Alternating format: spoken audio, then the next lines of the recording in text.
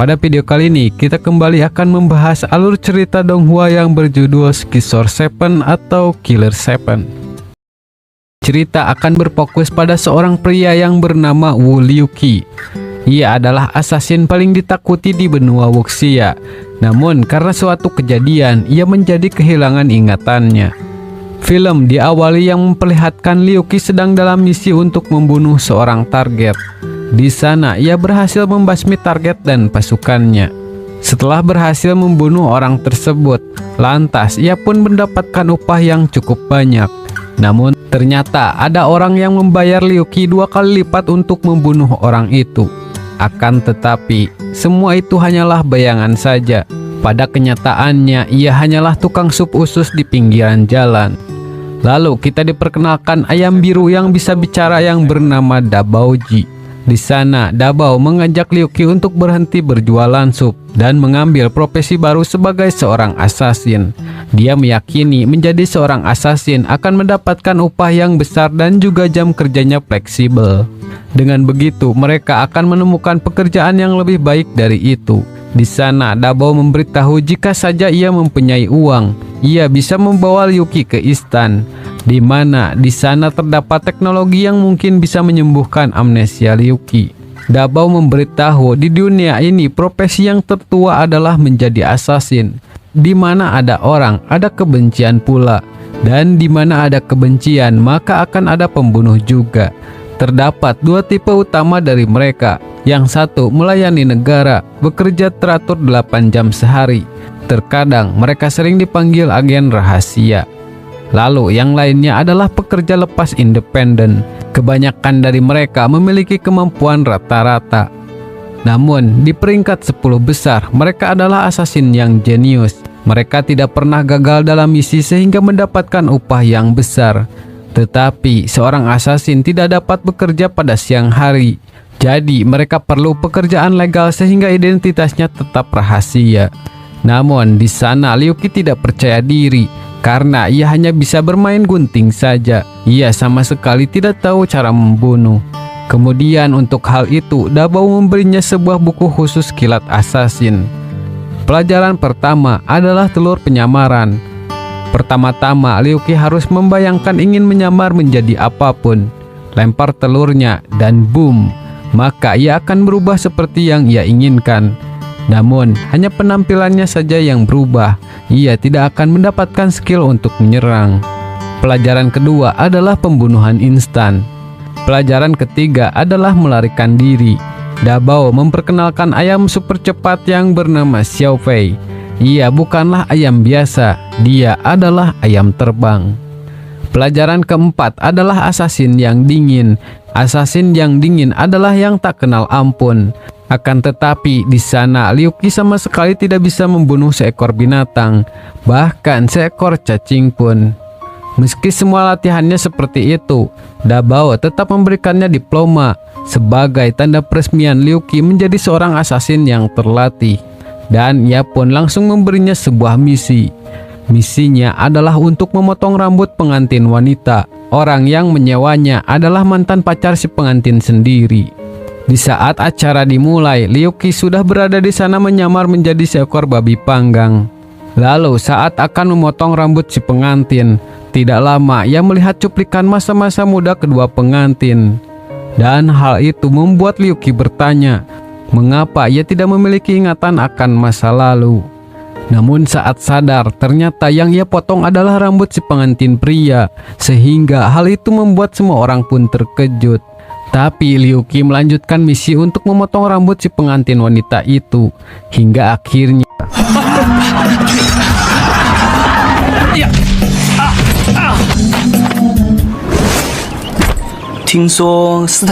saat dalam pelarian, Liuqi secara kebetulan bertabrakan dengan sebuah robot.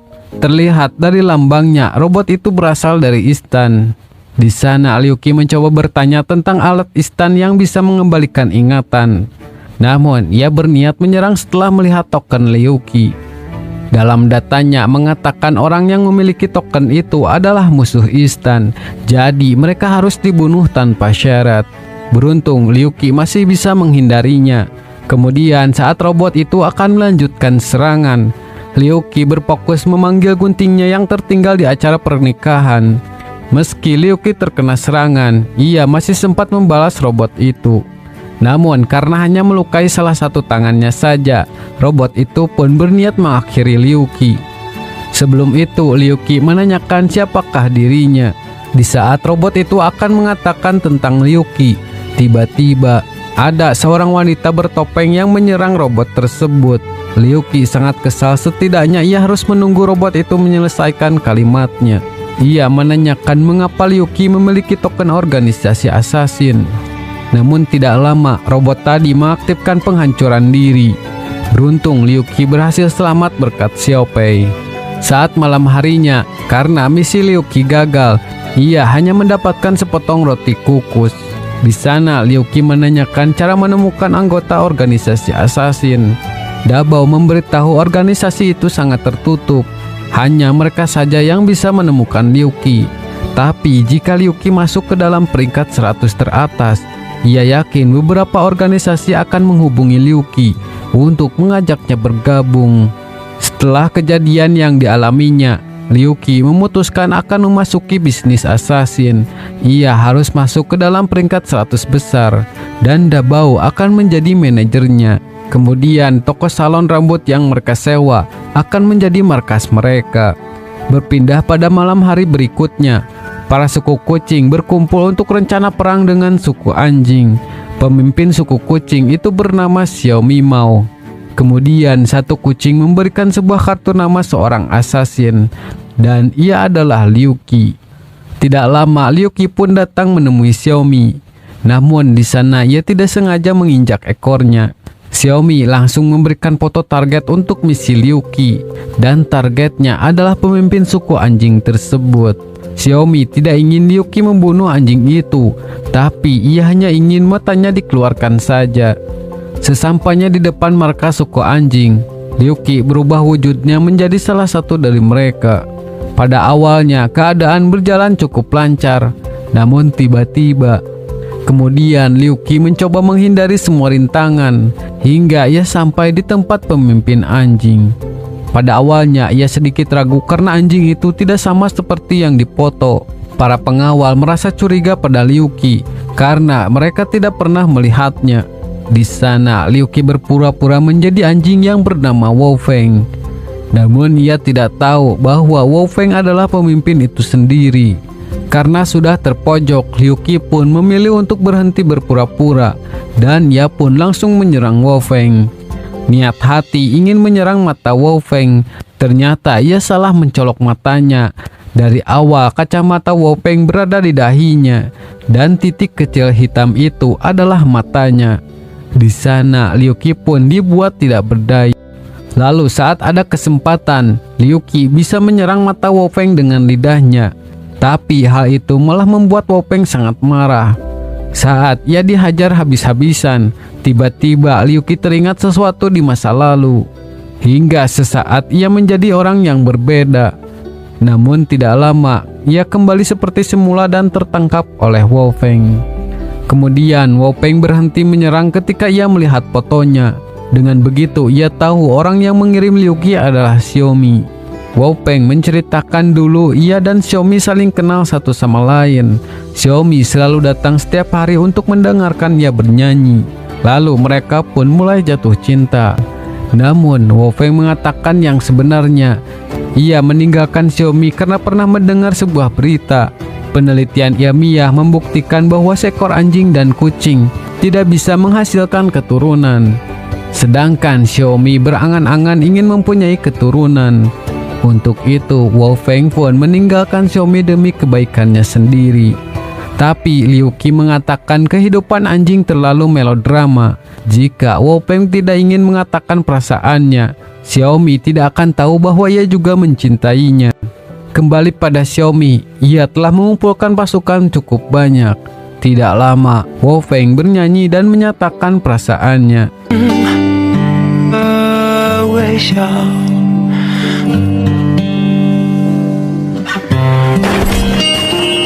小咪咪， 你骗人啊！ Namun pada saat bahagia itu, Asasin wanita kemarin ingin membunuh Wao Feng. Beruntung Xiaomi masih sempat menahannya. Ia adalah asasin peringkat 37 yang bernama Mei Hua Shishan. Kemudian Xiaomi memanggil pasukannya untuk membantu. Tapi semua pasukan kucing bukanlah apa-apa bagi Mei Hua. Dan buruknya lagi, Wao Feng memanfaatkan kesempatan untuk kabur dari sana. Dirasa keadaan sudah aman, ternyata Mei Hua berhasil menyusulnya. Sesaat Mei Hua akan menyerangnya. Ia memberitahu bahwa ia bukanlah Wao Feng, dan sebenarnya ia adalah Liu Qi yang sedang menyamar.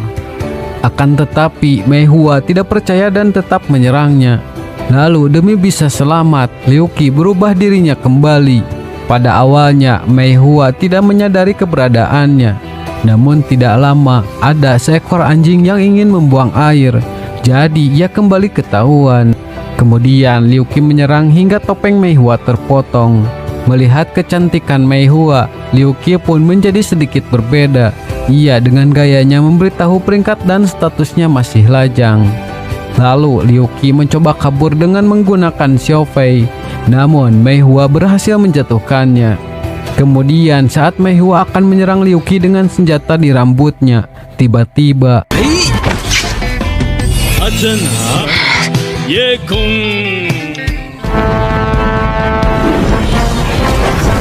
tentu saja Mei Hua sangat kesal karena terus dipermainkan oleh Liu Qi. Sekarang ia tidak ragu lagi untuk membunuhnya. Di saat pedang hampir mengenai Liu Qi, tiba-tiba tangan seseorang mematahkan pedangnya. Dan ternyata itu adalah Xiao Fei yang berubah wujud menjadi ayam berotot. Tidak lama Xiaomi juga datang membawa lebih banyak pasukan. Karena sudah terpojok, Mei Hua pun memilih pergi dari sana. Scene berpindah keesokan harinya. Seorang wanita yang bernama Jiang datang ke salon. Ia adalah presiden pemimpin dari pasukan moral publik. Maksud kedatangan Jiang ke sana adalah untuk menyewa Liu Qi membunuh target di foto tersebut. Namun ia malah mencukur rambut Jiang seperti di foto. Jiang mengancam jika Liu Qi tidak membunuh orang itu, maka salon kecilnya akan dipangkas. Singkat cerita, Liu Qi berhasil menemukan target itu. Ia mengendap-endap keluar dari sebuah toko pakaian dalam. Agar tidak ketahuan, Liu Qi merubah kembali dirinya menjadi sebuah pakaian dalam.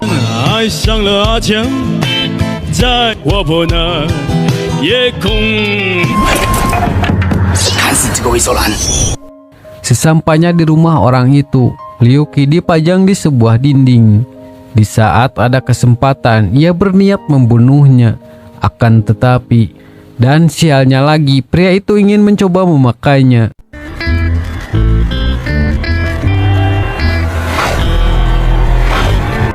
Beruntung Liu Qi selamat karena ada seseorang yang mengetuk pintu.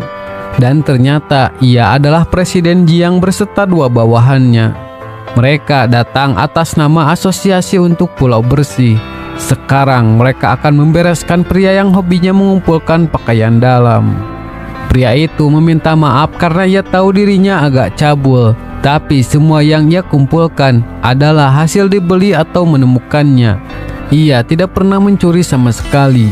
Ia memohon setidaknya jangan menghancurkan pakaian dalamnya. Namun Jiang tidak bisa menerima hal tersebut dan ia tetap akan membakar semuanya. Tidak lama Liu Qi keluar mencoba membela pria itu. Ia meyakini dunia itu sangatlah besar. Meski barang yang pria itu kumpulkan tidak seperti orang lain, tapi setidaknya ia tidak mencuri, merampok, dan tidak menyakiti orang.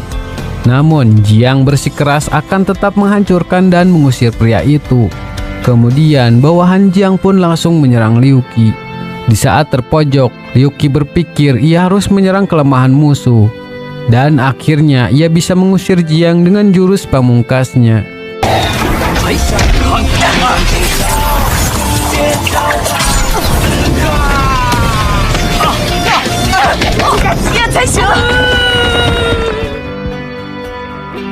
Scene berpindah beberapa hari kemudian, di mana Liu Qi dalam misi untuk membunuh seorang nenek. Terlihat si nenek itu sedang berjualan jeruk segar. Tidak lama ada seorang pria yang ingin mencoba jeruknya. Namun karena jeruknya mahal, pria itu tidak jadi membelinya. Akan tetapi jeruk yang ia makan barusan beratnya persis 1 pon. Untuk itu si nenek meminta pria itu untuk membayar. Tentu saja ia menolak karena dirinya merasa dirampok. Kemudian nenek itu berpura-pura jatuh teraniaya, sehingga membuat orang-orang berkumpul di sana. Dan pria itu pun mau tidak mau jadi membeli semua jeruknya. Setelah si nenek itu pergi, ternyata Liuki sudah berada di sana sejak tadi. Lalu ia pun berniat mengikuti si nenek. Namun tidak lama si nenek menyadari keberadaannya. Pada awalnya Liuki berpikir jika ia tetap tenang, pasti tidak akan terjadi apa-apa. Akan tetapi ia malah babak belur. Nenek itu pun membawanya untuk ia jual nanti. Kemudian ia datang ke sekolah dasar untuk menjemput cucunya. Di saat ada kesempatan, Liuki berniat membunuh nenek tersebut. Namun tiba-tiba di sana ia amat kesakitan karena ditarik oleh mereka. Ia pun merubah kembali wujud asalnya. Akan tetapi nenek itu meminta bayaran karena Liuki telah merusak tasnya. Liuki yang tidak mempunyai uang pun tidak bisa apa-apa. Dengan begitu Liuki menyesal telah mengambil misi tersebut. Beruntung ia bisa selamat karena cucunya telah pulang.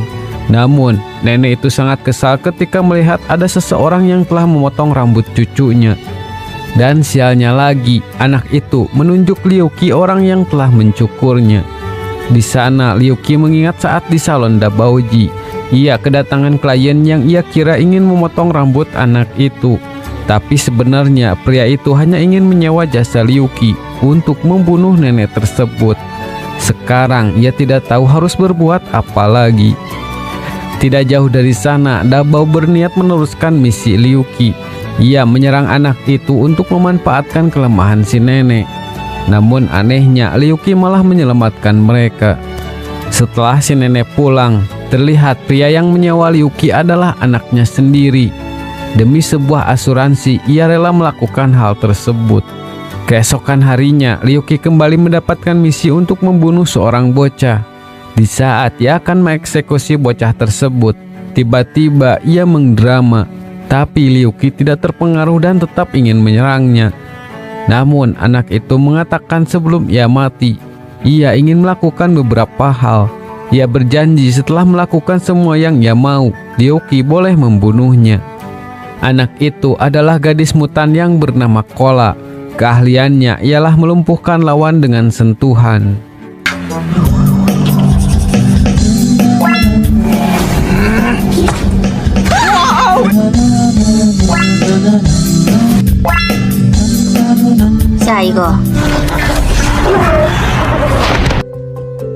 Saat sore harinya setelah melakukan semua daftar, Kola menceritakan sekarang ia tidak punya banyak waktu yang tersisa karena ia sedang mengidap kanker. Kemoterapi sudah membuat semua rambutnya rontok, tapi ia tetap percaya diri meski ia botak, ia tetap cantik. Dan ternyata orang yang telah menyewa Liuki adalah Kola sendiri. Ia tidak ingin mati karena sakit. Menurutnya lebih keren jika ia mati oleh seorang asasin. Dan sekarang ia sudah siap jika Liuki ingin membunuhnya. Setelah mendengar semuanya, Liuki tidak jadi membunuh Kola. Ia akan membawa Kola ke orang yang jenius dalam medis. Dia mungkin bisa menyembuhkan penyakit Kola.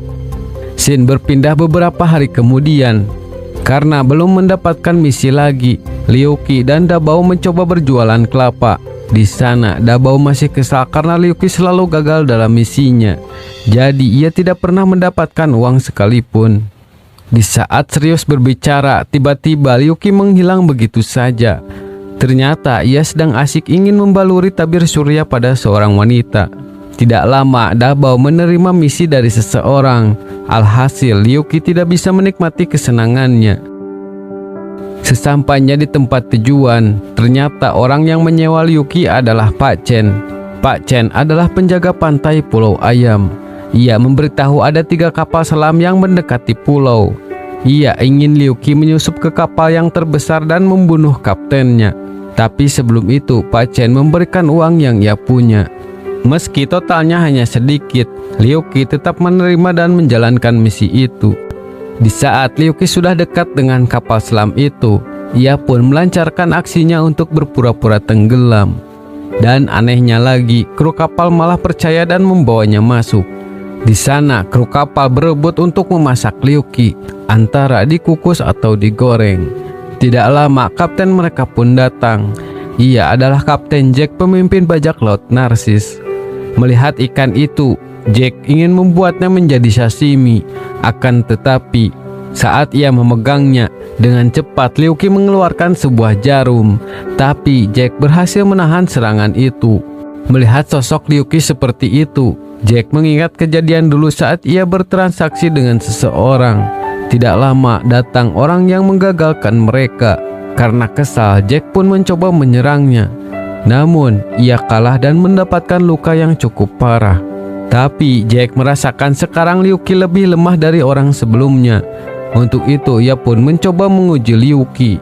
Dengan begitu, ia berpikir Liu Qi bukanlah orang sebelumnya. Meski sudah dibuat babak belur, Liu Qi masih belum menyerah. Untuk itu, ia berniat menghancurkan kaca agar kapal tenggelam. Akan tetapi, kemudian Jack menantang Liu Qi untuk bermain. Jika Liu Qi bisa membuatnya bergerak bahkan hanya 1 inci saja, maka ia akan pergi dari Pulau Ayam. Tentu saja bagi Liu Qi itu hanyalah perkara gampang.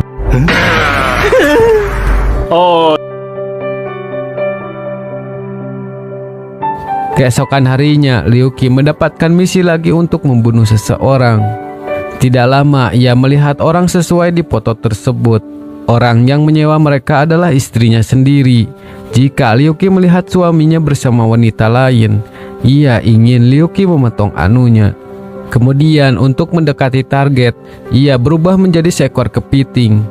Akan tetapi pengawal target yang melihatnya langsung menjatuhkannya.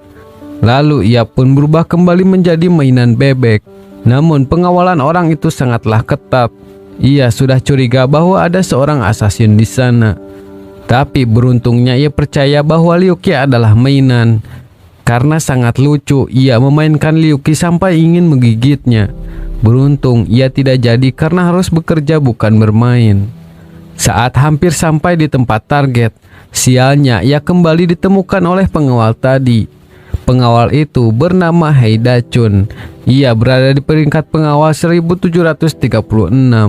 Dachun memberitahu ia adalah lulusan bodyguard sekolah kejujuran. Di sana Liu Qi dengan percaya diri mengajak Dachun berduel layaknya pria sejati. Duelnya adalah pertarungan ala Hollywood. Aturannya, yang satu memberi pukulan dan satu lagi membalas. Jika ada yang pertama jatuh, maka dia dinyatakan kalah. Ternyata Dachun mempunyai jurus tubuh tak tertembus. Pertarungan mereka berlangsung sampai beberapa hari, hingga orang yang ditargetkan sudah selesai dan berniat pulang. Di saat itu, Liu Qi memanfaatkan kesempatan untuk menyerang targetnya. Namun tiba-tiba, Dachun datang menangkap Liu Qi. Kemudian ia mengeluarkan jurus kunci cinta 7 hari. Penguncian itu sama kuatnya dengan cinta sejati. Kuncian itu tidak akan lepas jika belum lewat 7 hari. Liu Qi mencoba melepaskan Dachun dengan berbagai cara, tapi kunciannya tidak mau terlepas.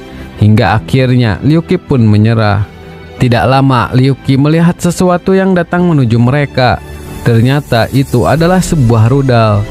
Di saat ia lari untuk menghindarinya, Dachun melihat banyak orang yang akan menjadi korban di sana. Ia pun terpaksa melepaskan kuncian untuk menahan rudal. Dachun sadar bahwa dirinya adalah seorang polisi, jadi tugasnya adalah melindungi orang-orang. Saat ia tenggelam, ia diselamatkan oleh Xiao Fei. Ternyata itu adalah perbuatan Pangeran Istan. Saat berhadapan dengan Liu Qi, pangeran mendeteksi Liu Qi adalah orang yang berbahaya. Spontan ia pun langsung menyerangnya. Beruntung ia diselamatkan oleh Xiao Fei. Tujuan pangeran ke Pulau Ayam adalah untuk mengambil energi langka. Ia akan melepaskan untuk menggunakannya dalam pengembangan teknologi Istan. Kemudian ia memberitahu semua orang untuk segera pergi dari pulau. Karena setelah melepas batu itu, pulau akan hancur dan tenggelam. Tidak lama, Xiaomi datang untuk menghentikan pangeran. Tapi kekuatannya jauh lebih kuat. Wu Peng juga datang untuk menyelamatkan Xiaomi. Namun ternyata ia juga tidak mampu mengalahkan pangeran. Kembali pada Liu Qi, Dabao menyarankan Liu Qi untuk tidak kembali ke sana. Ia memberitahu penduduk istan sangatlah berbahaya. Di dunia ini terdapat 3 kekuatan. Yang ke-1, wilayah seni bela diri bernama Wuxia. Kedua, wilayah teknologi canggih yang bernama Istan. Dan sisanya adalah orang-orang biasa. Penduduk Istan secara fisik mereka lemah, tapi mereka memiliki IQ tinggi. Mereka bisa menghasilkan persenjataan canggih, dan mereka menganggap teknologi sebagai senjata terkuat di dunia. Negara Wuxia adalah musuh utama mereka, karena para penduduk Wuxia selalu mengutamakan seni bela diri. Mereka berpikir seni bela diri di atas segalanya. Selama bertahun-tahun mereka berada dalam konflik tanpa henti, hanya untuk memutuskan seni bela diri atau teknologi yang lebih kuat. Dan mereka orang-orang biasa hanya bisa menyaksikan pertarungan dari kedua kubu. Jika Liu Qi kembali, maka ia hanya akan menemui kematian saja. Tidak lama Dachun mengeluarkan uang untuk menyewa Liu Qi. Ia ingin Liu Qi membunuh orang yang telah menyerang pulau. Kembali ke pertarungan, Kola juga datang untuk menghentikan pangeran. Di sana pangeran tiba-tiba bereaksi baik padanya. Tapi pangeran malah menjauhkan Kola dan tetap akan melakukan tujuan. Tidak lama Presiden Jiang pun datang. Lalu saat serangan dilancarkan, Jiang menahan dan mengembalikan serangan itu pada pesawat pangeran. Lalu serangan selanjutnya, Jiang berniat mengarahkan kembali pada pangeran. Namun ternyata pangeran mengaktifkan perisai pelindungnya.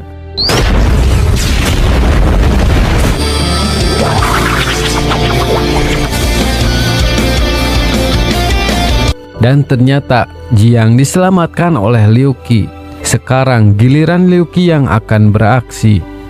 Tapi saat ia membuka pedangnya, ia malah kebingungan, pedangnya penuh dengan retakan. Tidak lama Mei Hua datang menahannya. Ia tidak ingin membiarkan pangeran lolos, karena kepala pangeran Istan sangatlah berharga. Ternyata Xiao Pei datang untuk membantu Liu Qi. Lalu mereka pun menyerang secara bersamaan. Namun di sana pangeran menggunakan senjata pamungkasnya yang disebut mode pertarungan penuh. Seketika mereka bertiga mampu dikalahkan dalam sekejap. Ia memanfaatkan kesempatan itu untuk menahan pangeran dengan jurus Dachun. Kemudian Liu Qi menggunakan guntingnya untuk membunuh pangeran. Akan tetapi ia juga terkena serangannya sendiri. Kemudian Xiao Pei mencoba mengobati Liu Qi yang kehilangan kesadaran. Namun sialnya pangeran masih bisa berdiri. Ternyata ia sudah menginstal jantung cadangan pada tubuhnya. Di saat ia akan menghabisi mereka berdua, tidak lama Dabao berhasil datang tepat waktu. Lalu Liu Qi mengingat kejadian saat beberapa asasin memburunya. Ternyata Liu Qi adalah asasin terkuat di Wuxia. Terlihat saat itu ia ingin membawa seorang wanita. Entah apa yang terjadi, tiba-tiba si wanita itu seperti mengkhianatinya. Di saat semua asasin akan menyerang bersamaan, ia menghancurkan pijakan hingga terjatuh ke laut. Dan tiba-tiba ia terbangun dengan aura yang berbeda. Sekarang ia benar-benar bisa menggunakan pedang itu untuk mengalahkan pangeran.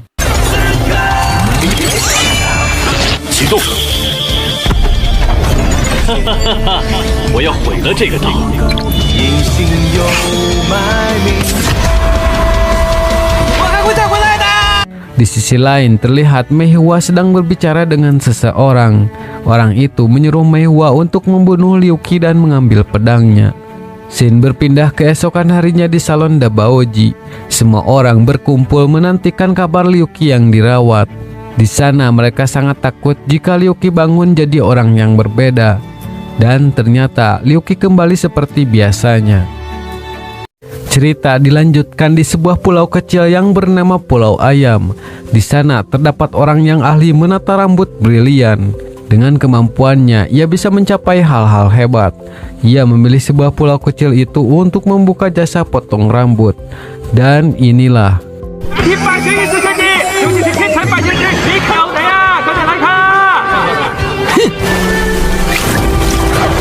Di sisi lain, terlihat Dabao dan Liu Qi sangat kesal karena penata rambut itu membuka toko tepat di depan toko mereka. Belum lagi toko mereka langsung ramai. Mereka memakai keahlian bela diri untuk menata rambut, sehingga membuat orang-orang antusias untuk berkumpul. Beralih ke dalam toko, ternyata Liu Qi menyamar menjadi sebuah lampu untuk mengerjai saingannya. Namun sialnya, gunting biasa tidak bisa memotong rambut si pria itu. Ternyata ia memakai gel impor dari negara Istan, sehingga membuat rambutnya sangat kuat. Di sini Liu Qi juga memperlihatkan bahwa guntingnya bukanlah gunting biasa.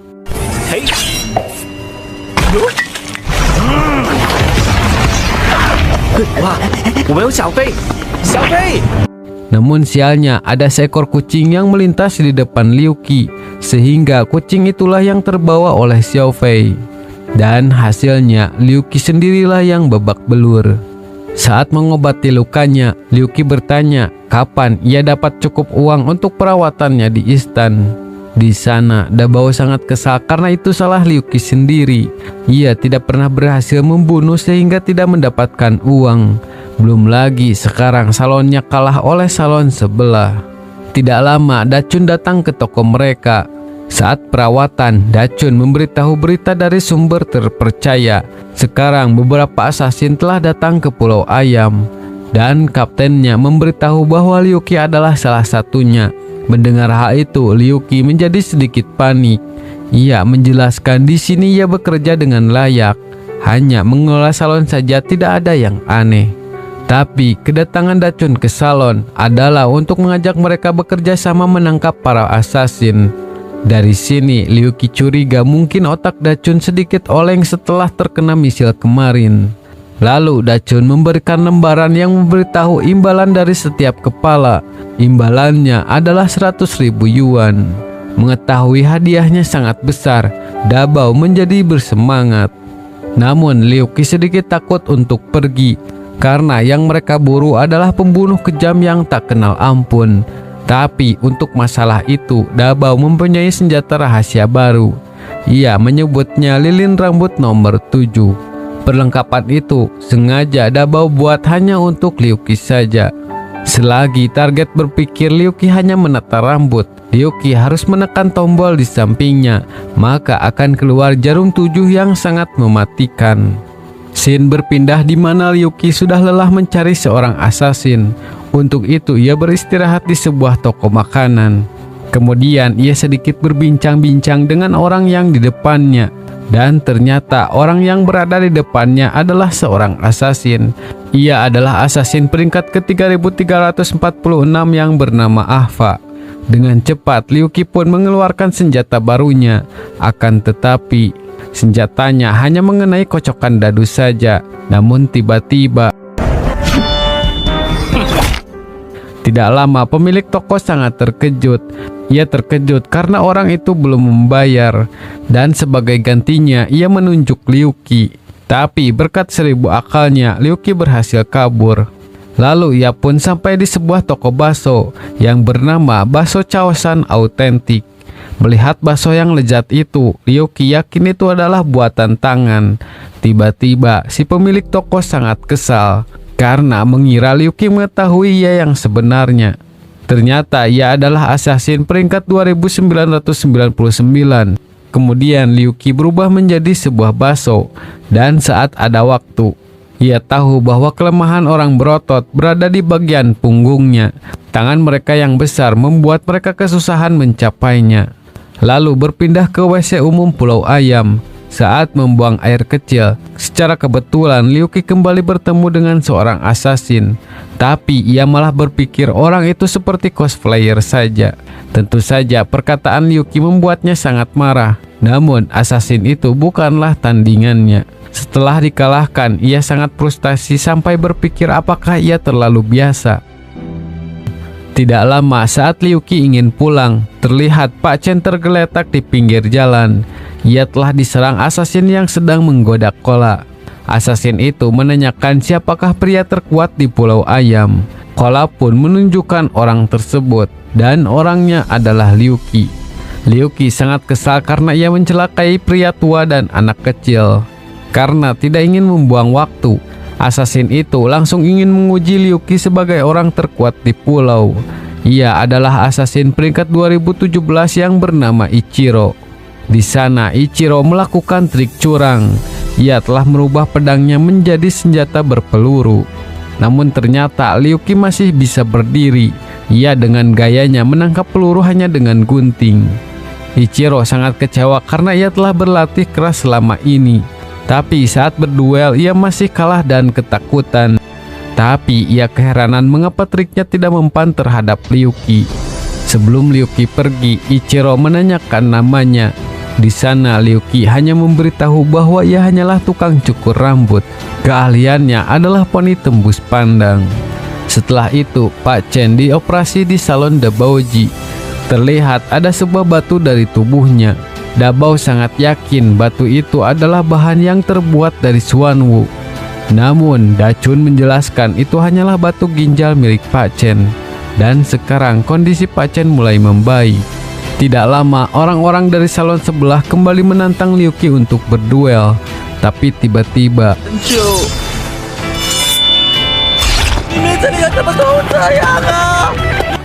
Mei Hua datang untuk mengabarkan Liu Qi bahwa banyak asasin yang datang ke pulau. Ia yakin Liu Qi tidak bisa menghadapinya. Untuk itu, sebaiknya Liu Qi segera pergi. Kembali ke cerita sebelumnya, ternyata Liu Qi tidaklah kebal. Peluru Ichiro mengenai senjata rahasia Liu Qi, dan agar lebih bergaya, ia memindahkannya pada gunting. Berpindah beberapa hari kemudian, Ichiro datang ke tempat salon Dabaoji. Meski sudah tampil beda, Liu Qi masih tetap mengenalnya. Ichiro memberitahu ia sekarang bekerja paruh waktu di Servan Mart. Lalu ia bertemu dengan seorang gadis dan mulai menyukainya. Jadi ia datang untuk sedikit merubah gaya rambutnya. Di sana Liu Qi dengan santainya mengatakan ia tahu gaya rambut yang akan menambah peluang sukses. Dan beginilah jadinya. Wow, 完美。Oh. Berpindah pada malam harinya, Liu Qi kembali ditemui oleh Mei Hua. Jadi sebelumnya Mei Hua ragu untuk membunuh Liu Qi karena ia telah menolongnya. Namun kali ini ia harus melakukan perintah gurunya.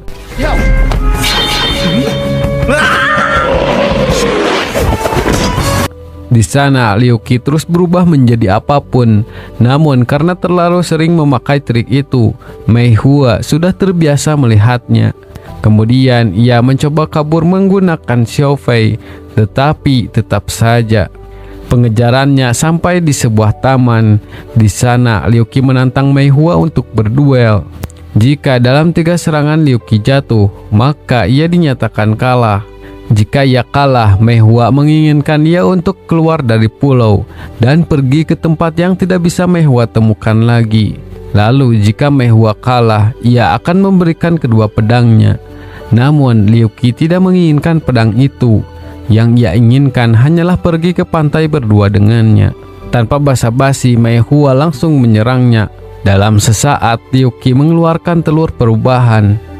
Tidak lama, Liu Qi melihat seseorang di pohon yang ingin menyerang mereka. Kemudian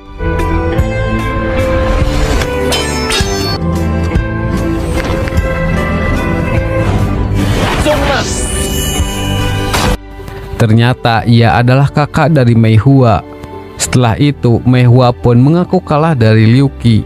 Ia memberikan sebuah gulungan yang berisi target pembunuhan, dan orang-orangnya adalah mereka yang pernah bertemu Liu Qi. Mei Hua memberitahu itu adalah cara dari Xuanwu. Mereka menempati tempat dan melaksanakan perintah pembunuhan. Target pertama adalah orang-orang terkuat di pulau. Setelah itu sisanya akan berhenti melawan. Begitulah cara mereka mendapatkan tanah dengan sedikit pertarungan. Butuh bertahun-tahun melatih bela diri yang sangat terampil. Itu juga alasan kenapa Xuanwu memiliki liga assassin terkuat di dunia. Dan Mei Hua datang ke Pulau Ayam atas perintah untuk mengumpulkan informasi di sana. Pada awalnya Xuanwu berpikir Wu Feng adalah terkuat di Pulau Ayam. Jadi waktu itu pun Mei Hua diperintah untuk membunuhnya. Tapi sekarang mereka tahu bahwa ada lebih banyak jagoan di sana. Jadi daftar perintah pembunuhan berdasarkan dari informasi yang Mehua kumpulkan. Sekarang Liu Qi menanyakan mengapa Mehua memberikan daftar itu. Ia menjelaskan karena tidak bisa membunuh mereka tepat waktu. Otomatis daftar itu berubah menjadi pemburuan. Maka akan ada lebih banyak asasin yang akan datang ke Pulau Ayam. Selain itu, ia juga memberitahu bahwa gurunya menginginkan Liu Qi mati. Setelah begitu panjang lebar bercerita, Liu Qi malah memikirkan pakaian apa yang ingin ia pakai saat ke pantai bersama Mehua. Berpindah ke Servant Mart, terlihat seorang wanita di pinggir jalan yang sedang menunggu bis. Dan saat hujan turun, Ichiro sangat senang ternyata gaya rambut buatan Liu Qi berhasil menambah peluangnya. Keesokan harinya, ada seorang pria yang ingin merapikan rambutnya. Dabao memberikan tagihan dengan tambahan makan mie dan minuman. Namun pria itu tidak mau membayar karena ia telah bangkrut. Tentu saja mereka tidak ingin memberikan pelayanan secara cuma-cuma. Di saat Liu Qi akan menghajarnya, ia menawarkan beberapa buku rahasia tentang seni bela diri dari Xuanwu. Dan tidak berpikir lama, Liu Qi langsung memilih salah satunya. Bukannya memilih buku seni bela diri, ia malah memilih buku gaya rambut trendy. Scene berpindah pada malam harinya di markas Wo Feng. Terlihat ada seorang anjing yang menyerang mereka. Kemudian Wo Feng turun tangan untuk menghadapinya. Saat mendengar suara musuh, Wo Feng tiba-tiba merasa seperti jadi pria di video musik sedih. Lagu sedih itu terasa sangat menyakitkan sampai menusuk hatinya. Dan secara tidak sadar ternyata serangan telah menusuk dada kirinya. Setelah itu Xiaomi datang dan membawanya ke dokter beruang. Di sana Liu Qi dan Dabao diminta untuk mengatasi anjing tersebut. Mendengar lagu itu, Dabao yakin itu adalah suara kesedihan ajaib yang telah lama hilang. Lalu ia pun mempunyai sebuah rencana untuk menjebaknya. Pada malam harinya mereka pun memulai rencana. Dan benar saja anjing itu datang kembali. Awalnya ia mengira Wo Feng bukanlah Wo Feng yang asli. Tapi ternyata itu memanglah Wo Feng. Di sana Liu Qi menyamar menjadi sebuah botol. Kemudian ia menangkap anjing itu dengan kuncian 7 hari. Namun ia masih bisa bergerak dan memainkan lagunya. Sehingga Liu Qi terkena efek seperti pemain utama yang bersedih. Beruntung Dabao berhasil menahan serangan tersebut. Ternyata ia adalah seekor kucing yang bernama Meong Chai. Meong Chai menjelaskan ia melakukan itu hanya karena ia menyukai Xiaomi. Tapi Xiaomi hanya peduli pada Wo Feng saja. Setengah tahun lalu ia meninggalkan Pulau Ayam dan berniat pergi ke tempat yang bernama Dali. Namun seiring mengikuti arus, ia malah sampai di negara Xuanwu. Di sana ia mencari nafkah untuk makan dengan bernyanyi. Tapi beberapa penjahat memukulinya dan mengatakan ia penyanyi yang payah. Tidak lama ada seseorang yang menyelamatkannya. Mereka menyebutnya 9 jari melodi mematikan. Tidak hanya menyelamatkan Meong Chai saja, ia juga mewariskan kekuatan uniknya yang disebut suara kesedihan ajaib. Setelah berhasil mempelajari jurus itu, ia pun berniat kembali menemui Xiaomi. Tapi saat itu Wo Feng sedang bernyanyi romantis untuknya. Mendengar suara merdu Wo Feng, Meong Chai pun tidak bisa apa-apa. Kemudian ia berencana menyerang Wo Feng. Namun tujuan Meong Chai sebenarnya hanya ingin membuktikan bahwa ia lebih kuat saja dan tidak ingin membunuhnya. Tetapi pemikiran Meong Chai salah. Bukan alasan itu Xiaomi menyukai Wo Feng. Tidak perlu membuktikan apapun lagi. Meong Chai memang kucing yang baik. Hanya saja Xiaomi benar-benar tidak menyukainya. Keesokan harinya Meong Chai pun pergi meninggalkan Pulau Ayam. Tapi sebelum itu ia memberikan sebuah peta pada Liu Qi. Ia meyakini itu adalah peta menuju negara Xuanwu. Berpindah beberapa hari kemudian, di mana Kola datang untuk menata rambutnya. Di sana Liu Qi pun bekerja dengan serius dan hasilnya. Hai, 真丑。不要，我要学习潮流发型大全。 Kemudian ia mengajak Liu Qi untuk berjalan-jalan keluar. Tapi Liu Qi beralasan ia sedang sibuk mempelajari gaya rambut trendy. Untuk itu, Kola pun membayar Dabao menyewa Liu Qi.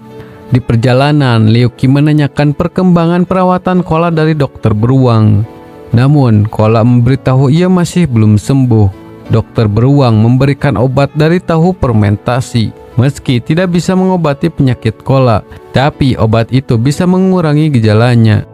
Di saat itu, tiba-tiba Liu Qi ditahan oleh seorang asasin. Ia adalah asasin yang bernama Lizar. Dan uniknya, Lizar bisa berubah menjadi tak terlihat. Di sana, Liu Qi mencoba meminta tolong pada Pak Chen. Akan tetapi, Pak Chen malah menilangnya. Kembali pada Kola, ia keheranan mengapa Liu Qi tidak menyusulnya. Tidak lama, ia menyadari ada seseorang di hutan. Ternyata ia adalah Pangeran Istan. Pada pertarungan sebelumnya, saat Liu Qi hampir menghancurkan pesawatnya, ia dengan cepat mengeluarkan perangkat penyimpanan. Setelah merubahnya menjadi pesawat, tiba-tiba Kola datang dari belakang. Di sana, ia mengancam akan memanggil Liu Qi jika pangeran mencoba kabur, terkecuali pangeran mau membawanya ke Istan. Kola mendengar Istan adalah tempat yang luar biasa, jadi ia penasaran ingin pergi ke sana. Karena tidak ada pilihan, pangeran pun terpaksa mengajak Kola ke Istan. Setibanya di Istan, ada sebuah robot yang men-scan Kola. Sebelumnya, pangeran tidak peduli tentangnya. Ia hanya berfokus pada tujuan batu energi saja. Tapi setelah mengetahui Kola mempunyai masalah genetik, ia pun memeriksa lebih dalam. Di sana, ia memberitahu bahwa Kola juga berasal dari Istan. Ia adalah salah satu produk eksperimen gen nomor 303. Lebih tepatnya, ia adalah eksperimen yang gagal. 14 tahun lalu, negara Istan mencoba bereksperimen fusi genetik. Sebenarnya itu adalah eksperimen ke-16, menggabungkan gen SP dan bangsa Stan dengan tujuan menghasilkan ras dan IQ super dengan kekuatan gaib. Namun, eksperimennya gagal. Semua bayi yang dibesarkan menderita cacat genetika dan tidak hidup lama. Tapi, Kola jadi yang pertama yang berhasil bertahan lama. Pangeran juga memberitahu bahwa ibunya kabur dari Istan. Dia adalah peneliti nomor 18 yang bernama Zhang Jiawen. Penyakit yang diderita Kola adalah kanker cacat genetik. Ia tidak tahu obat apa yang telah ia minum sehingga membuatnya tidak memburuk. Tapi itu juga tidak akan membuatnya sembuh. Untuk itu, pangeran mungkin bisa menyembuhkan Kola jika Kola tetap tinggal di Istan untuk penelitian. Di sana, Kola menolak pangeran. Ia memintanya untuk mengantarnya kembali pulang. Setelah pulang, Kola tidak tahu bahwa Liu Qi ditahan oleh asasin. Tidak tahu apa yang terjadi, asasin itu malah ikut bersama mereka. Tidak jauh dari sana, ternyata Pangeran Istan tengah memperhatikan mereka. Ia keheranan mengapa mereka bersenang-senang dan membuang waktu. Dari sini, pangeran jadi sedikit mengagumi mereka. Beberapa hari kemudian, karena salon sepi, Liu Qi memutuskan untuk berdagang kembali. Tidak lama, Dabao menelepon menyuruhnya untuk segera kembali pulang, karena ia sedang kedatangan pelanggan besar. Ternyata Dabao tidak tahu bahwa itu adalah Kapten Jack. Di sisi lain, Mei Hua menemui seorang pengrajin senjata. Ia ingin memeriksa pedang itu asli atau tidak. Si penempa itu tahu pedang itu adalah salah satu harta nasional Shenduan yang bernama Belati 1000 bilah. Bilahnya terdiri dari 1000 pecahan besi. Serangannya yang tak terduga membuatnya tak terhentikan. Jika berada di tangan yang tepat, senjata itu adalah senjata yang kuat. Kembali pada Liu Qi, terlihat Kapten Jack menyandra Dabao untuk memaksa Liu Qi bertarung kembali. Pada awalnya, ia tidak mengerti dengan maksud Kapten Jack. Di sana, ia menyiram Dabao dengan bensin dan meletakkan sebuah lilin di talinya. Jika Liu Qi tidak bisa mengalahkannya dalam waktu 10 menit, maka Dabao akan jadi ayam panggang. Kemudian, ia pun mencoba menyerangnya dan mengarahkan pada tali yang mengikat Dabao. Akan tetapi,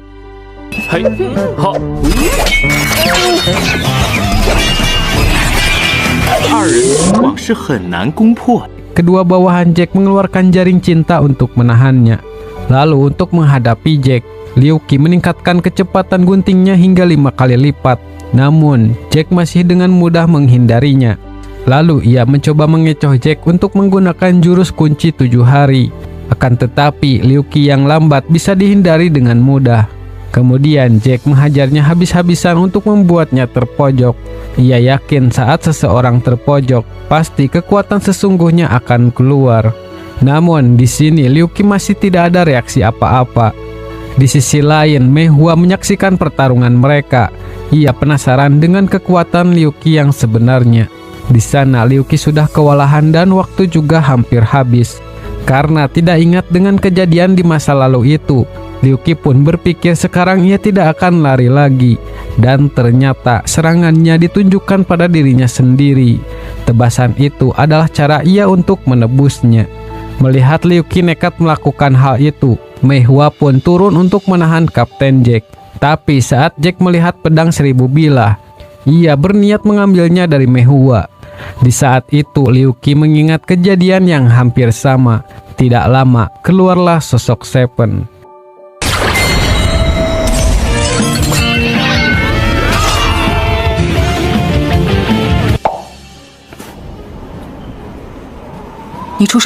Meski dalam keadaan babak belur, ia masih sempat-sempatnya menemui Mei Hua. Ia ke sana ingin memberikan sebuah bingkisan. Di dalamnya adalah sebuah pakaian untuk Mei Hua pakai saat ke pantai nanti. Keesokan harinya saat Dabao santai, ia kedatangan seseorang yang diminta menunjukkan sebuah video. Terlihat dalam video itu, Liu Qi dan Xiaopei telah diculik seseorang. Tertulis jika ingin mereka selamat, Dabao harus datang menuju lokasi yang sudah ditandai. Dengan cepat Dabao pun menuju ke sana. Saat sampai di sana, ia teringat dengan masa lalunya. Lalu muncul seseorang yang telah menunggunya. Ia adalah ayam yang bernama Raja Pegar. Di sana Dabao dihajar habis-habisan. Tapi Dabao tetap penasaran apa yang terjadi pada Liu Qi dan Xiaopei. Pegar menjelaskan ia menjebak Liu Qi dengan mesin yang dipesan dari istan. Kemudian ia menerbangkan dan menenggelamkannya ke laut. Ia melakukan itu adalah untuk balas dendam. Setelah Pegar kalah dari Dabao dulu, ia sangat kesulitan hidup dan terus dikejar oleh para peternak. Hingga tiba-tiba ia dibawa oleh istan untuk dijadikan bahan eksperimen. Dari sekian banyaknya hewan, hanya Pegar saja yang selamat. Dan kini Pegar menjadi prajurit spesial di istan. Lalu saat melihat Dabao ada dalam daftar target Xuanwu, betapa senangnya Pegar saat ini bertemu kembali dengan Dabao. Tidak lama Dabao juga menunjukkan kekuatannya. Namun serangannya telah diprediksi oleh Pegar. Hingga akhirnya Dabao kembali seperti semula. Sebelum Pegar menghabisinya, Dabao meminta untuk membiarkan Liu Qi dan Xiaopei tetap hidup. Di sana Pegar malah menertawakannya.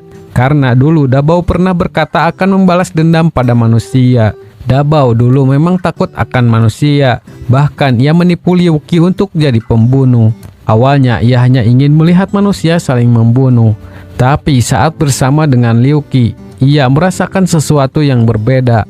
Dan ia mulai berhenti untuk balas dendam. Ia bahkan menemukan kebahagiaan dalam hidupnya. Tapi Pegar sangat benci melihat Dabao bahagia. Ia pun berniat menghabisinya sekarang. Tidak lama datang seekor ayam yang menyerang Pegar. Ternyata ia adalah Liu Qi yang menyamar menjadi Dafei. Pegar sangat kebingungan padahal ia melihat mereka dilemparkan. Jadi kejadian itu membuat Liu Qi sampai di kapal Kapten Jack. Dan karena Kapten tidak ingin berurusan lagi dengan Liu Qi, ia pun mengembalikannya. Jadi begitulah ceritanya. Sekarang mereka sangat kesal pada Pegar. Namun Dabao mengajak mereka pulang begitu saja. Sekarang ia hanya ingin mengakhiri semuanya. Setelah pulang, Liu Qi menyarankan Dabao untuk ke dokter beruang. Tapi ia tidak mau karena tidak mampu membayar. Kemudian Liu Qi mengatakan mungkin ingatannya belum pulih. Tapi terkadang-kadang ia mengingat masa lalu. Ia rasa bisa menebak seperti apa dirinya dulu. Namun ia lebih suka kehidupannya yang sekarang. Ia sangat berterima kasih karena Dabao telah menyelamatkannya. Keesokan harinya, pria kemarin datang kembali ke salon. Namun lagi-lagi ia tidak mempunyai uang. Ia memberitahu aliran Qi Liu Qi sangat berantakan. Liu Qi harus mengkonsentrasikan Qi di ujung ubun-ubun. Dengan begitu ia akan bisa memotong udara. Tidak lama ada seseorang yang mengirimkan pesan pada Liu Qi. Dituliskan, temui aku di Pantai Bebek pukul 8 malam. Ditandai oleh Mei Hua. Di sana Liu Qi sangat senang karena akhirnya bisa bersenang-senang dengan Mei Hua. Dan tibalah waktu 8 malam di Pantai Bebek. Tapi Liu Qi merasa sedikit aneh melihat wajah Mei Hua. Dan tiba-tiba ia ditusuk dari belakang. Ternyata ia adalah kakak Mei Hua yang bernama Xi Yi. Ia adalah asasin peringkat ke-88. Di sana Liu Qi tak berdaya karena pisau itu dilapisi racun. Ia pun mulai merasakan pusing dan pandangannya menjadi aneh. Di saat Xi Yi ingin menusuknya lagi, tidak lama Dacun datang ke sana. Ia menanyakan mengapa mereka berduaan di pinggir pantai saat malam. Xi Yi mengingat Dacun adalah salah satu orang yang ada dalam daftar. Kemudian ia pun mencoba menggodanya. Namun Dacun yang polos tidak mengerti dengan godaan. Sesaat Xi Yi ingin menyerangnya, Dacun dengan cepat mengeluarkan tubuh tak tertembus. Di sana ia baru sadar ternyata Xi Yi adalah seorang asasin. Dan pertarungan pun terjadi. Di saat pertarungan sengit itu berlangsung, Liu Qi melihat mereka seperti sesuatu yang aneh. Lalu Liu Qi teringat perkataan dari pria tadi tentang pengendalian Qi-nya. Saat membuka buku gaya rambut, di sana ia melihat seperti gaya mengendalikan Qi yang sesungguhnya. Hingga akhirnya ia pun terbebas dari racun. Xi Yi keheranan ternyata Liu Qi bisa membuang racunnya dengan cepat. Saat ada kesempatan, ia pun berniat kabur. Tidak lama, Jiang datang ke pantai. Ia melihat Xi Yi berpakaian sangat minim. Jika ada anak kecil yang melihatnya, pasti akan bahaya. Untuk itu, ia bergegas menjatuhkannya. Setelah mengetahui ia adalah asasin, Jiang pun kembali menyerangnya. Tidak lama, Mei Hua datang menahan serangan itu. Di sisi lain, Liu Qi yang melihat Mei Hua yang asli, ia pun bergegas kembali. Hai, 怎么 But oh, Miss Mei, is Rose. Lalu ia melepaskan pakaiannya agar bisa kabur dari Jiang. Cerita kembali beberapa tahun yang lalu. Terlihat ada seseorang yang bertarung dengan seekor monster. Ia adalah Raja Naga Tangan Besi. Setelah mengalahkannya, ia memakai kulit monster itu sebagai jubah. Tidak lama dalam perjalanan, ia dihadang oleh Phoenix. Tujuannya adalah untuk membunuh Raja Naga. Dalam perjalanan Phoenix, ia bersama dengan Mei Hua. Di sana, ia terus bertarung dan membunuh semua targetnya. Sampai satu waktu, ia berhenti menunggu kedatangan seseorang. Setelah menunggu cukup lama, datanglah seorang wanita. Ia adalah utusan dari pemimpin asasin bayangan. Phoenix diberitahu bahwa pemimpin ingin bertemu dengannya. Dan pada usia 21 tahun, Phoenix bergabung dengan asasin bayangan. Kemudian setelah 1 tahun, pemimpin membawa anak laki-laki berusia 15 tahun. Mulai hari itu, ia menjadi 7 asasin bayangan. Dan kode namanya adalah Seven. Setelah itu di sebuah jalan, terlihat salah satu dari 7 asasin bayangan tengah menghadang Seven. Ia dijuluki sebagai Red Tooth atau Gigi Merah. Gigi Merah penasaran mengapa Seven ditunjuk menjadi asasin bayangan begitu saja. Padahal sebelumnya ia belum pernah menjalankan misi dan tidak pernah membunuh siapapun. Ia ingin melihat seberapa hebat kekuatan Seven. Tetapi Seven memilih mengabaikannya karena ia tidak bisa membunuh siapapun di luar misi. Namun Gigi Merah tetap menyerang dan menghiraukan aturannya. Di sisi lain, ternyata Phoenix berada di sana memperhatikan mereka. Ia juga penasaran dengan kekuatan Seven. Tidak lama, Seven berhasil menyerang bagian perut Gigi Merah. Namun ternyata itu tidak berefek sama sekali. Di saat itu, Seven merasa tenaganya tiba-tiba menghilang. Ia berpikir tidak boleh tergigit lagi. Phoenix sedikit mengagumi reaksi Seven yang begitu cepat. Dia bisa langsung merasakan dan lepas dari perangkap Gigi Merah. Jika itu adalah dirinya, mungkin ia tidak akan bisa mengatasinya. Setelah menghisap darah Seven, Gigi Merah berubah dan lukanya sembuh seketika. Di saat ia hampir menggigit Seven lagi, tiba-tiba Phoenix turun menghentikannya. Ia memberitahu jika bertarung tidak ada toleransi di dalam liga. Gigi Merah sambil tertawa mengatakan ia hanya ingin menggoda anak baru saja. Kemudian ia menyambut Seven di klub asasin bayangan. Setelah itu, Phoenix mengatakan jika saja Seven mempunyai pedang yang bagus, maka ialah yang akan menang. Lalu Seven menanyakan apa pedang terbaik di dunia. Phoenix pun memberitahu satu-satunya pedang terbaik adalah belati 1000 bilah. Itu adalah harta nasional Senduan. Pedang itu dijaga ketat oleh spirit gelap milenium. Tapi Seven tetap pergi untuk mencari pedang tersebut. Singkat cerita, Seven pun berhasil menemukan pedang itu. Entah bagaimana ceritanya, karena masih belum diperlihatkan. Tapi di sana Seven berhasil mendapatkan pedang itu. Scene berpindah kembali ke masa sekarang. Terlihat Jiang sedang berbelanja sayuran untuk makan malam.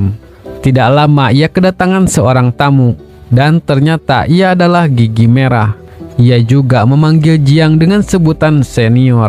Cerita kembali saat mereka masih di klan Lili Putih. Sebelum menjadi Gigi Merah, namanya adalah Kuan. Kuan adalah murid baru di klan Lili, dan Jiang adalah seniornya. Di sana mereka selalu berlatih bersama hingga timbul sebuah perasaan. Kuan mencoba mengutarakan perasaan itu, tetapi aturan klan Lili melarang percintaan di sana. Namun Kuan tetap ingin bersama Jiang. Ia berencana mengajak Jiang keluar dari klan.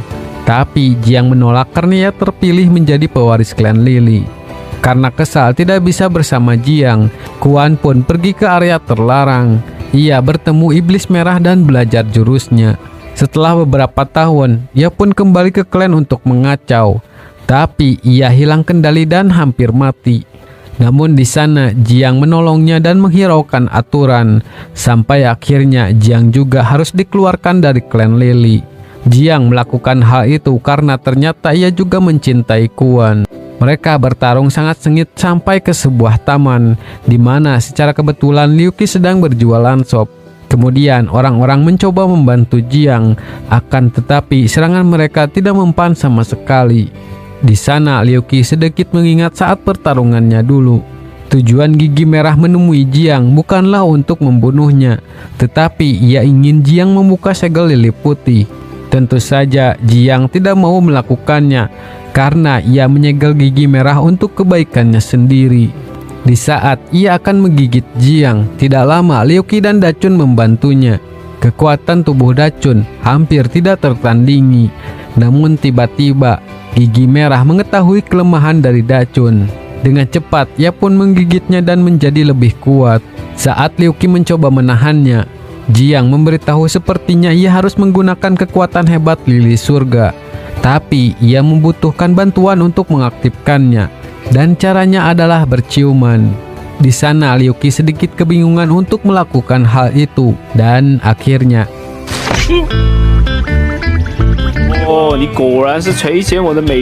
tidak lama kekuatan Jiang pun aktif. Ia berubah menjadi lebih muda dan cantik. Selain itu kekuatannya juga meningkat sampai ia bisa menumbangkan Gigi Merah.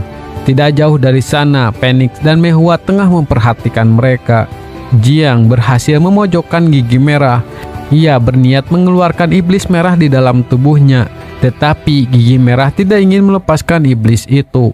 Di sana Jiang merasa kasihan dan menghentikan serangannya. Ia menyarankan Gigi Merah untuk mengeluarkan iblis merah demi kebaikan Kuan. Tapi ia menolak dan malah menyerang orang-orang tak berdosa. Beruntung Jiang masih sempat menahannya.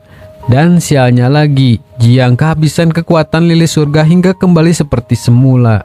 Di sisi lain, Gigi Merah memanfaatkan kesempatan untuk menyerang Liu Qi. Kemudian saat ia menggigit Liu Qi merasakan rasa sakit yang sama saat dulu. Tidak lama Xiao Pei berubah untuk menjauhkan Gigi Merah. Namun sialnya ia kembali kuat hingga tak tertandingi. Melihat Xiao Pei dilukai, Dabao tidak bisa diam saja.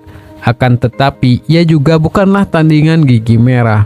Lalu Gigi Merah mengancam Jiang, jika ia tidak melepaskan segelnya, maka ia akan menghisap darah Liu Qi sampai habis.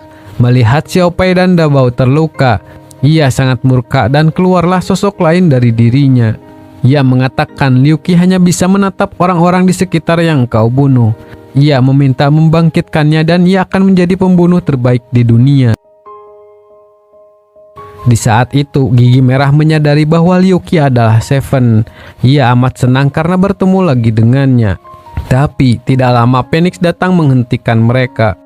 Phoenix mengatakan kedatangannya hanyalah untuk melihat duel yang luar biasa. Ia juga membawakan senjata Liu Qi untuk pertarungan sesungguhnya. Namun pertarungan antara assassin bayangan bukanlah untuk tontonan publik. Untuk itu Phoenix mengeluarkan sebuah pelindung.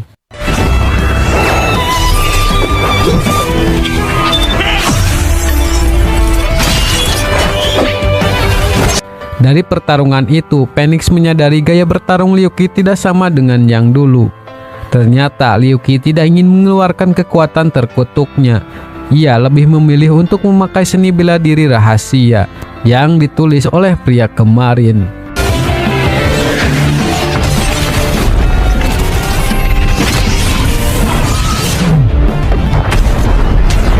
Setelah itu Phoenix mengatakan gigi merahlah yang menang. Tapi tiba-tiba ternyata Phoenix juga ingin membunuhnya. Setelah itu Phoenix mengatakan aturan dari organisasi adalah dilarang untuk saling membunuh. Jika ada orang yang melihat gigi merah dibunuh olehnya, maka ia juga harus membunuh mereka. Sekarang gigi merah mati dan pemimpin akan mengirim banyak assassin ke sana untuk melenyapkan semua orang di Pulau Ayam. Hanya ada satu cara untuk menyelamatkan mereka. Caranya, Liu Qi harus mengakui ialah yang membunuh gigi merah, lalu memakai pakaian lama, tinggalkan pulau dan pergi ke Xuanwu. Sebelum itu, Liu Qi menanyakan apakah dulu Phoenix mengenalnya. Ia meminta Phoenix untuk menceritakan yang terjadi pada masa lalu. Di sana, Phoenix memberitahu Liu Qi adalah pembunuh bayangan yang terkutuk. Pembunuh akan selalu membayanginya. Itu adalah takdir Liu Qi. Ia juga menyarankan Liu Qi untuk tidak ragu meninggalkan pulau, karena mereka hanya akan terluka nanti. Lalu jika Liu Qi sampai di Xuanwu, Phoenix menyuruhnya datang ke patung elang. Di sana, ia akan membuat Liu Qi mengingat masa lalunya. Dan saat pelindung dibuka, orang-orang sangat terkejut Liu Qi bisa mengalahkan gigi merah. Sebelum berangkat, Liu Qi menghabiskan waktu seharian bersama teman-temannya. Ia memakai pakaiannya yang dulu dan menjadi Seven. Tidak jauh dari sana, bawahan pemimpin melihat Liu Qi sudah pergi dari pulau. Kemudian, ia pun memberitahunya pada pemimpin. Di sana, pemimpin menyuruh untuk menahan misi para assassin. Ia merubah target menjadi Liu Qi dan menawarkan imbalan yang sangat besar. Apapun yang terjadi, ia tidak ingin melihat Liu Qi masih hidup. Scene berpindah di mana Liu Qi sedang dikejar oleh assassin lain, dan ternyata itu hanyalah mimpi Dabao saja. Ia pun bergegas mencari Liu Qi ke salon, namun ternyata ia sudah pergi meninggalkan pulau. Kemudian Dabao pun berniat menyusul Liu Qi ke Xuanwu. Di sisi lain, dalam perjalanan Liu Qi, agar bisa makan, ia berburu ikan dengan merubah dirinya menjadi ikan. Tapi tidak lama, ada ikan besar yang memakannya. Namun Liu Qi berhasil membuat ikan itu menjadi makanan. Tidak lama, ia melihat sebuah pulau. Ia mengira akhirnya sampai di Xuanwu. Ia pun mempercepat laju rakitnya. Sesampainya di sana, Liu Qi kebingungan sambil melihat peta, karena Meong Chai memberikan peta yang salah. Tapi ia sangat senang karena di sana terdapat banyak wanita cantik yang menyambutnya. Kemudian salah satu dari mereka memberikan sebuah kelapa. Sesaat setelah ia meminumnya, tiba-tiba Liu Qi merasa pusing. Saat sadar, Liu Qi sudah berada di penjara, dan ternyata Meong Chai juga berada di sana. Ia menanyakan mana kota romantis yang dibicarakan Meong Chai. Meong Chai menjelaskan itu semua adalah kebohongan. Mereka menipu pria agar datang ke pulau itu untuk memproduksi anak. Tujuannya agar anak-anaknya tidak mirip dengan mereka. Di negara itu, Liu Qi hanya mempunyai dua pilihan saja. Tinggal di pulau itu dan mempunyai bayi, atau bunuh si pangeran kecantikan. Jika pangeran itu dibunuh, maka warga akan kembali cantik. Tidak lama, raja dari pulau itu datang menemui Liu Qi.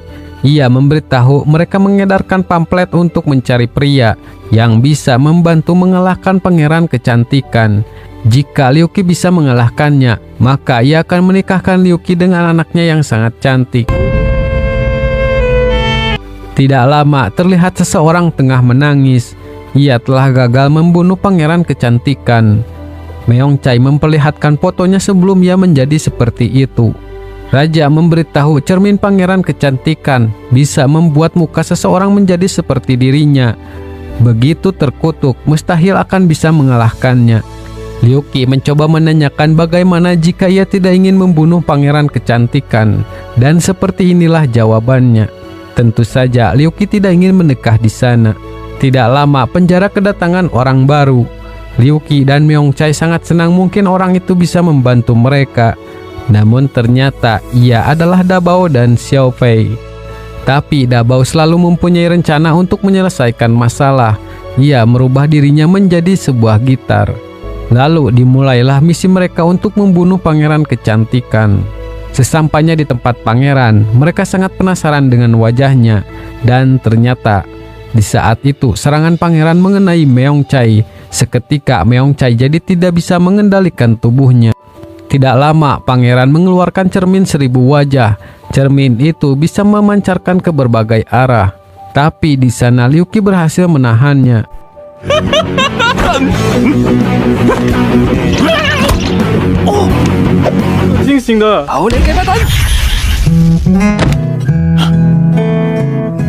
Di saat ada kesempatan, Meongcai pun memainkan lagunya.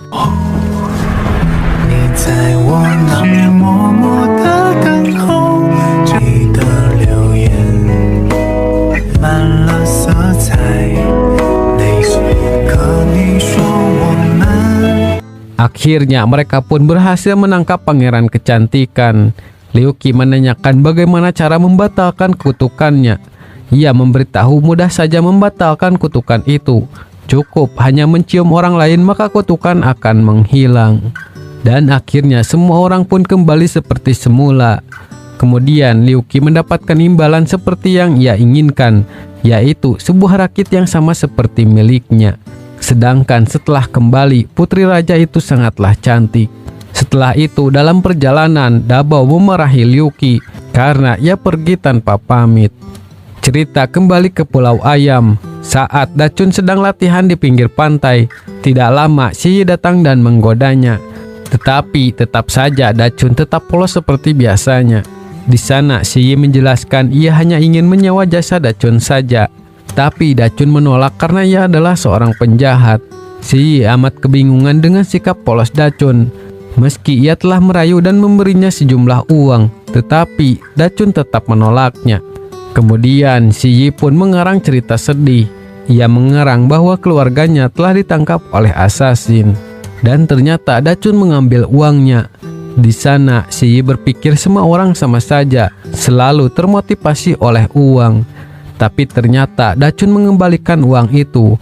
Ia tidak seperti yang dipikirkan Xi Yi. Ia tetap jujur menerima tugas dengan tarifnya sendiri. Tarif pengawalannya adalah 150 yuan per hari. Jika tidak disediakan makanan, maka tambah 8 yuan. Lalu jika Xi Yi terluka saat ia bertugas, maka uangnya akan dikembalikan. Tugas Dachun adalah mengantar Xi Yi ke Pila Gunung Bunga Pren. Tempatnya adalah di negara Xuanwu. Dalam perjalanan, Xi Yi memberitahu penjagaan Xuanwu sangatlah ketat. Orang asing tanpa visa tidak akan diperbolehkan masuk. Untuk itu, ia membawa Dachun lewat terowongan rahasia. Saat istirahat untuk makan, Dachun dengan sigap memeriksa makanannya. Kemudian Xi Yi mengajaknya untuk makan bersama. Tetapi Dachun menolak karena orang sangat lemah saat makan. Ia harus melindunginya agar Xi Yi bisa menikmati makanannya. Tidak lama ada seseorang yang menggoda Xi Yi. Lalu Xi Yi berpikir untuk memancing keributan demi bisa melihat kemampuan dari Dachun. Tentu saja Dachun dengan sigap menahan orang itu. Namun tiba-tiba sekte burung terbang datang menahan Dachun. Saat ada kesempatan, Xi Yi malah berniat kabur dari sana. Tetapi ia tertangkap dan dibawa oleh mereka. Kemudian Dachun memakai jurus kebalnya untuk memotong rantai. Setelah membuat orang itu terpojok, Dachun menanyakan kemana mereka membawa Xi Yi. Pada awalnya orang itu tidak ingin memberitahunya, sehingga berpindah pada Xi Yi, ia dibawa ke sekte burung terbang. Di sana ia dituduh mencuri buku kuno sekte mereka. Xi Yi mengatakan saat pria itu mengejarnya, ia menjanjikan akan memberikan segalanya. Namun sekarang ia malah mengkhianati Si Yi. Ia adalah murid senior yang bernama Bai Zhuoxia. Karena tidak ingin dipermalukan di depan bawahannya, Bai pun menyuruh Si Yi untuk diam.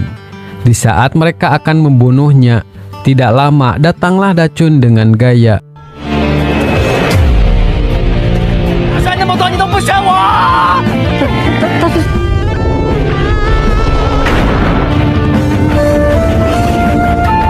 Ia sangat murka melihat Si Yi terluka parah oleh mereka. Kemudian pertarungan pun tidak bisa dielakkan lagi. Pertarungan berlanjut sampai berhari-hari, sampai-sampai mereka kelelahan sendiri. Tapi ada saat di mana Dachun akhirnya menerima luka karena diserang bertubi-tubi. Setelah lamanya bertarung, kepala Dachun pun terluka. Melihat kekebalannya habis, Bai pun barulah turun tangan. Meski kekuatannya habis, Dachun masih mempunyai cara untuk mengalahkannya.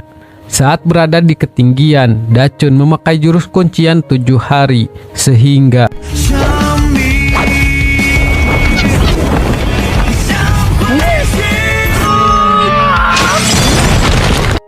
akhirnya ia berhasil membebaskan Si Yi dan pergi dari sana. Sebelum pergi, Si Yi memberitahu mereka bahwa ia tidak mencuri buku kuno. Buku itu adalah hadiah dari Bai saat ia mengejarnya. Saat pulang, Dachun dengan baiknya membawa Si Yi. Ia terkesan melihat kemampuan Dachun tadi. Dengan malu-malu, Dachun mengatakan ia mempelajarinya dari sebuah TV. Dan sekarang Dachun adalah payung Si Yi. Kembali pada perjalanan Liu Qi, mereka sampai di sebuah pulau yang bernama Rockhart. Terlihat orang-orang di sana rata-rata berbadan besar. Keseharian penduduk di sana hanya melatih otot-otot. Liu Qi sempat berpikir mereka tampak seperti Dachun. Saat sampai di sebuah kedai makanan, ia memesan beras goreng dan es teh boba. Tetapi di toko itu tidak ada makanan seperti yang ia pesan. Di sana hanya ada bubuk protein dan ayam. Namun Dabao sangat tidak suka memakan ayam. Melihat tubuh mereka yang kurus, pemilik toko mengetahui bahwa Liu Qi bukanlah berasal dari sana. Lalu Dabao dengan santainya mengatakan bahwa orang itu hanya besar saja. Ia tidak akan bisa mengalahkannya. Sontak saja hal itu membuat semua orang sangat kesal. Tidak lama pelatih sekaligus pemimpin negara Rockhart keluar. Ia bernama Bebe Chen. Bebe Chen tidak terima dengan perkataannya barusan. Karena ulah Dabao, Liu Qi menjadi kebingungan. Tapi di sana Dabao malah berpura-pura menjadi seperti ayam biasa. Kemudian Bebe Chen menantang Liu Qi untuk bertanding. Mengetahui kesempatan menangnya hanya 0%, Liu Qi pun mengaku kalah. Namun jika ia kalah, Bebe Chen akan mengambil Dabao dan Xiao Pei. Diketahui bahwa ayam biru kaya akan protein. Mereka akan jadi makanan yang sempurna untuk binaragawan. Belum lagi mereka sudah bertahun-tahun tidak memakan ayam biru. Lalu Liu Qi menanyakan hadiah apa yang akan Bebe Chen berikan saat ia menang. Bebe Chen akan memberikan harta karunnya. Pertandingan pertama adalah dinding tembaga dan tangan besi. Pemain harus memecahkan 18 dinding secepatnya. Dinding dengan beragam ketebalan itu terbuat dari kayu, batu, tembaga, dan besi. Pertandingan diawali dari Bebe Chen. Ia dengan mudah saja menghancurkan dindingnya. Sedangkan Liu Qi, karena tidak bisa menembus batu, ia pun mencoba menggunakan guntingnya. Tetapi senjata dilarang dalam pertandingan. Jadi mau tidak mau Liu Qi harus menghancurkan dinding dengan tangan kosong. Dan pertandingan pertama pun dimenangkan oleh Bebe Chen. Pertandingan kedua adalah menghancurkan batu dengan dada. Liu Qi dengan santainya mengatakan pertandingan kedua itu seperti seni pertunjukan jalanan. Dan tiba-tiba di sisi lain, Bebe Chen dengan mudah saja menghancurkan batu itu. Dan pertandingan kedua dimenangkan oleh Bebe Chen lagi. Pertandingan ketiga adalah kulit tembaga tulang besi. Mereka harus menyerang bergantian dan jangan mengelak. Yang terakhir berdiri adalah pemenangnya. Bebe Chen dengan sombong mengatakan jika Liu Qi kalah lagi, maka pertandingan akan selesai. Tapi Liu Qi berpikir pertandingan sekarang bukanlah masalah. Ia mengingat pertarungan itu sama saat melawan keperawanan kebal. Jadi ia yakin sekarang ia tidak akan kalah. Namun ternyata Bebe Chen juga memiliki kemampuan itu. Dan bukan hanya Bebe Chen saja, semua warga di sana juga memiliki kemampuan itu.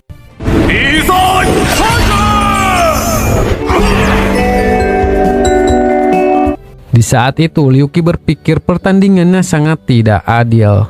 Dan pertandingan pun dimulai. Di sana ternyata Bebe Chen juga mengenal Da Chun. Dulu Da Chun adalah salah satu warga di sana. Namun Da Chun dianggap paling tidak berbakat, pendek, lemah, dan ia tidak bisa menumbuhkan otot seperti mereka. Di sana Bebe Chen mengatakan kekebalan Da Chun terjebak di level 1. Mendengar hal itu, Liu Qi menjadi sangat kesal. Ia akan membuktikan bahwa ia akan mengalahkan Bebe Chen hanya dengan satu pukulan saja. Pada awalnya, Bebe Chen tidak percaya dengan hal itu. Ia mengatakan jika Liu Qi bisa, maka Bebe Chen akan mengaku kalah.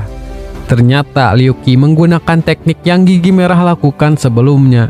Penonton sedikit kebingungan karena pelatih mereka telah ditumbangkan.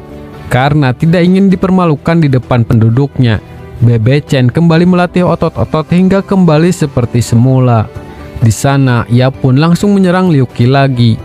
Akan tetapi, Liu Qi bertahan dari serangan itu. Ia memberitahu sekarang kekebalan Da Chun sudah mencapai level 7. Da Chun yang ia kenal sangatlah pekerja keras. Ia terus berlatih dengan giat dan tulus dibanding siapapun. Mendengar Da Chun sudah mencapai level 7, Bebe Chen pun akhirnya mengaku kalah. Setelah itu, Da Bao sangat terkesan Liu Qi bisa bertahan dari pukulan Bebe Chen.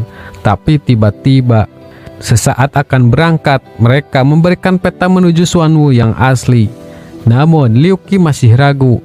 Apakah mereka akan sampai di negara aneh lagi? Tidak lupa, Bebe Chen juga memberikan harta karunnya. Hartanya adalah bubuk penumbuh otot emas nomor 1.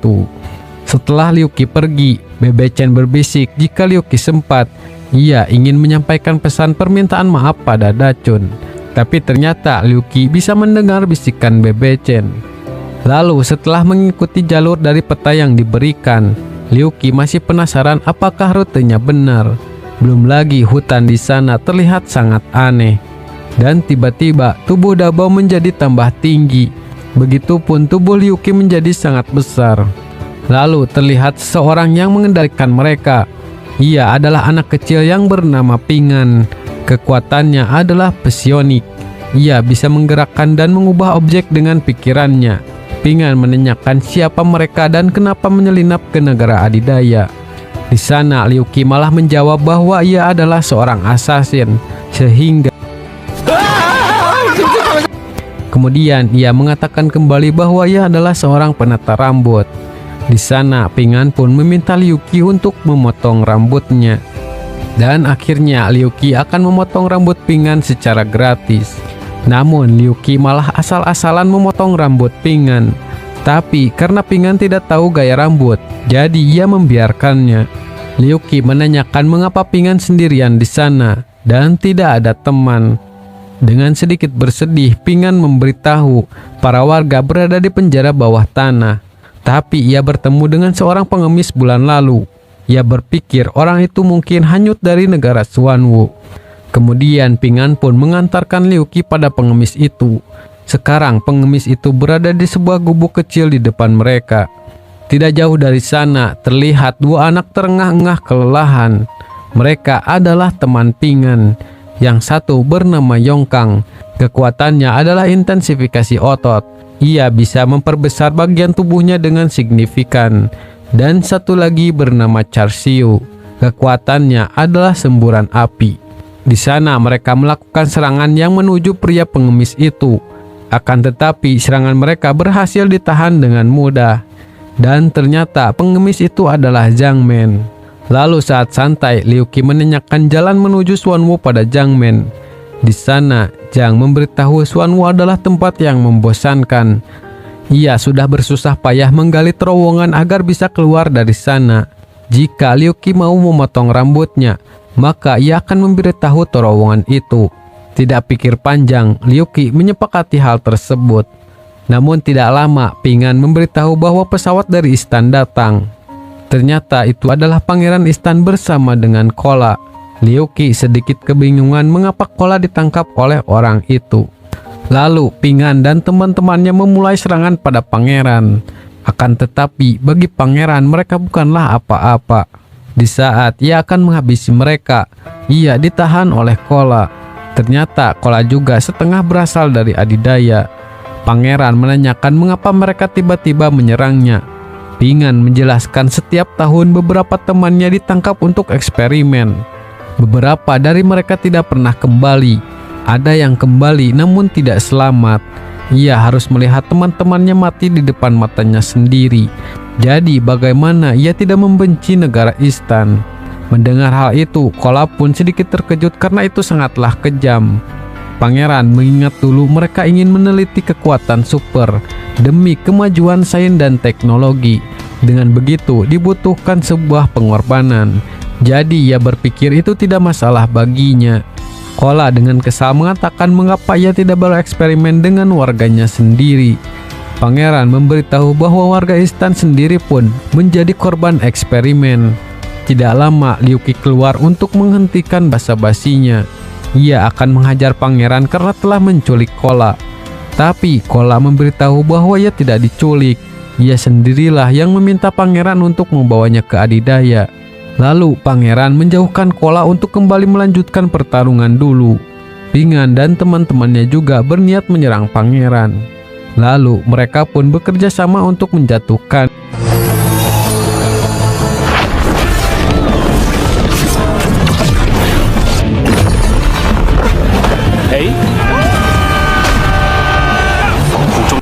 Meski dengan serangan gabungan mereka, pangeran masih bertahan dengan pelindungnya.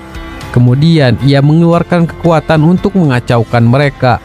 Di saat pangeran melancarkan serangan pada Ping An, ia terkena serangan dari Xiu sehingga serangannya mengarah kepada Kola.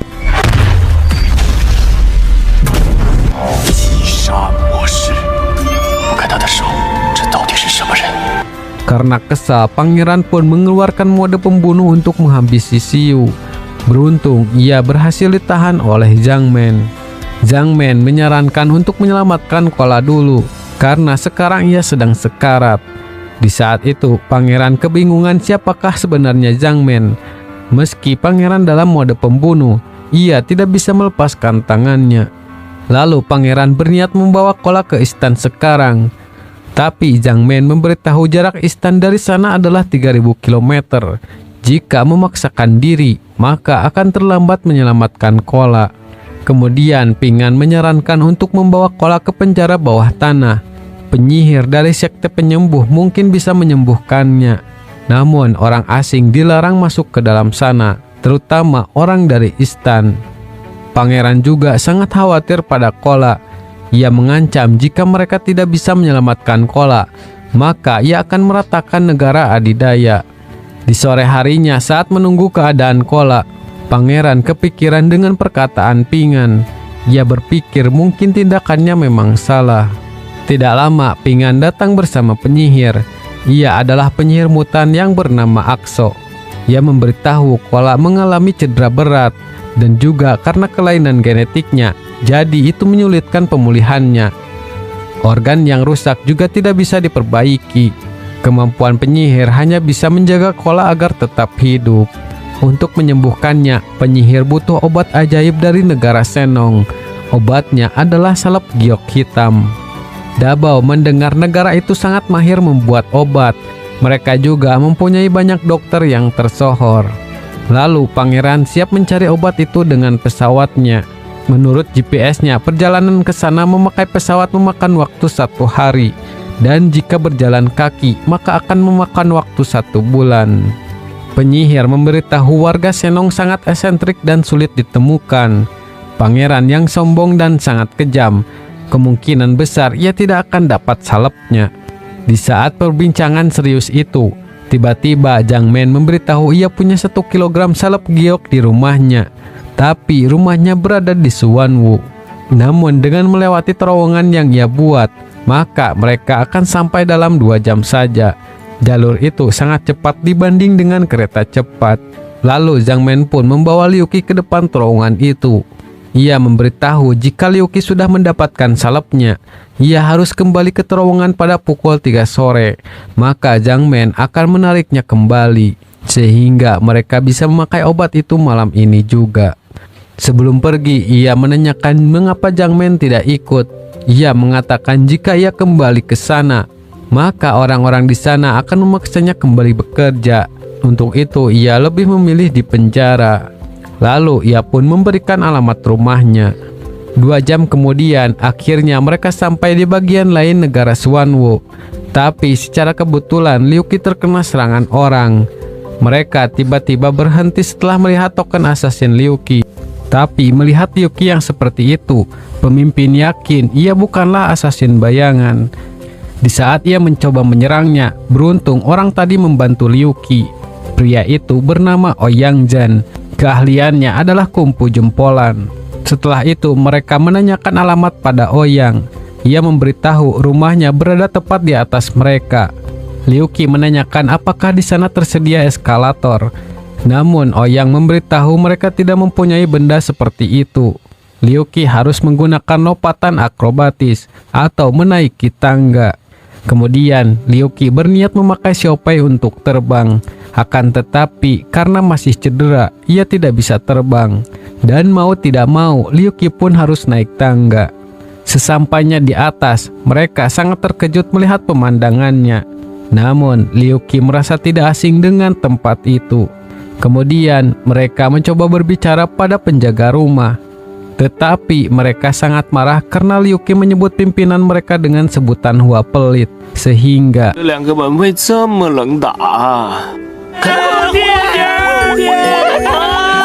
mereka berhasil dengan menyamar menjadi burung. Tidak lama, Liu Qi menemukan salep itu di dalam sepatu milik Zhang. Namun sialnya, mereka kembali ditemukan oleh penjaga. Mereka sangat kesal karena Liu Qi menyusup ke kamar pemimpin untuk mencuri. Di saat ia akan dieksekusi, Liu Qi mencoba memakai jurus milik Ouyang. Tetapi ia menotok titik yang salah. Tidak lama, Ouyang datang menyelamatkan mereka. Ia rela menahan kedua penjaga agar Liu Qi bisa kabur. Sebelum pergi, ia mengembalikan tokennya.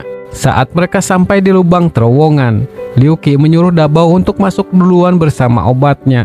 Ternyata ia berniat pergi tanpa Dabao dan Xiaopai, karena ia tidak ingin membahayakan mereka berdua. Setelah itu, ia bertanya-tanya pada orang arah menuju patung elang. Dan sampailah ia di depan patung elang yang dijanjikan. Ternyata Mei Hua sudah berada di sana lebih dulu.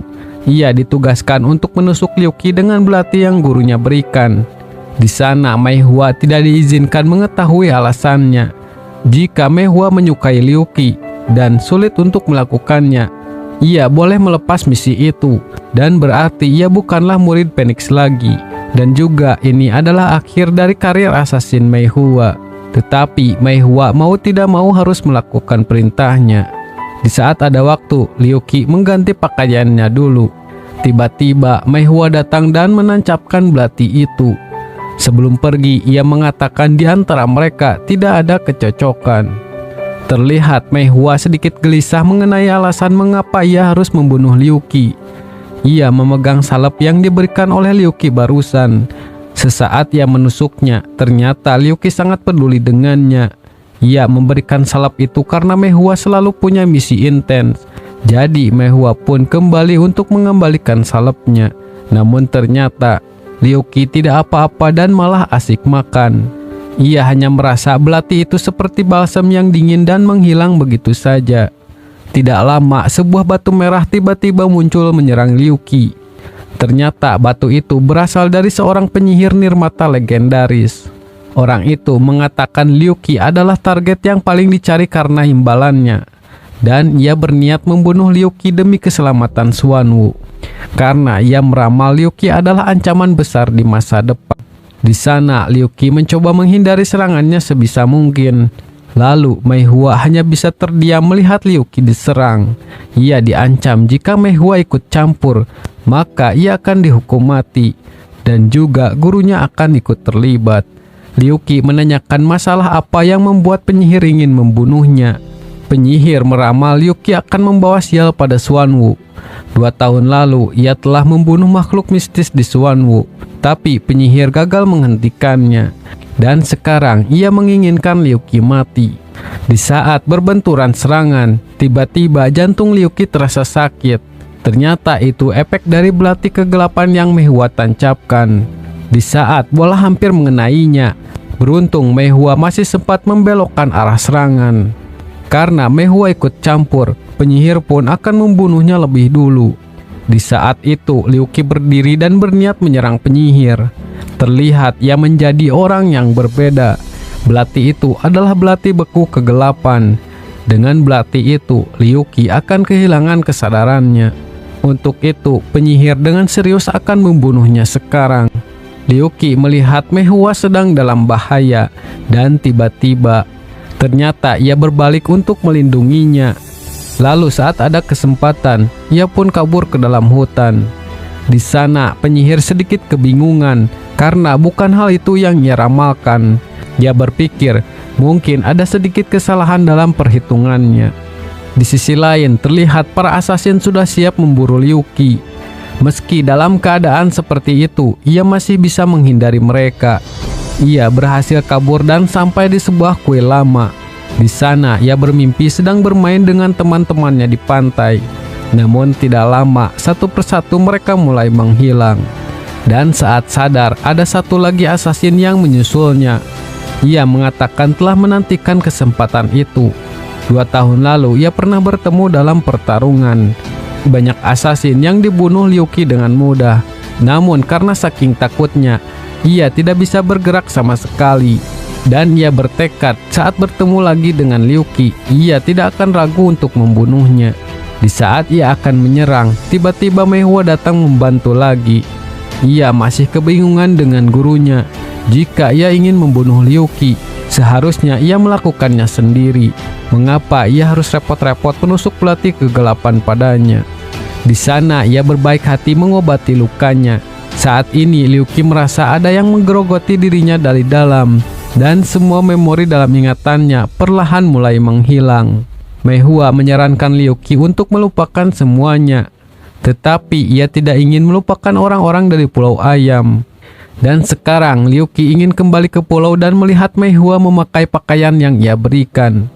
Mei Hua menanyakan mengapa Liu Qi begitu peduli pada warga pulau. Di sana ia memberitahu semua memori baiknya berasal dari Pulau Ayam.